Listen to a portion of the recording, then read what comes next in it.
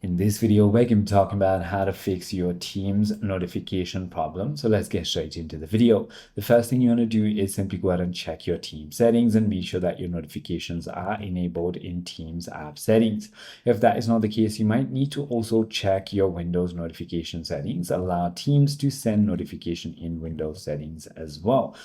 So you can simply go ahead and head into your settings, system settings and notification, find Microsoft Teams and turn on notification and banners. You can also go ahead and check for Focus Assist or DND. Go to Settings, System and Focus Assist and turn it off.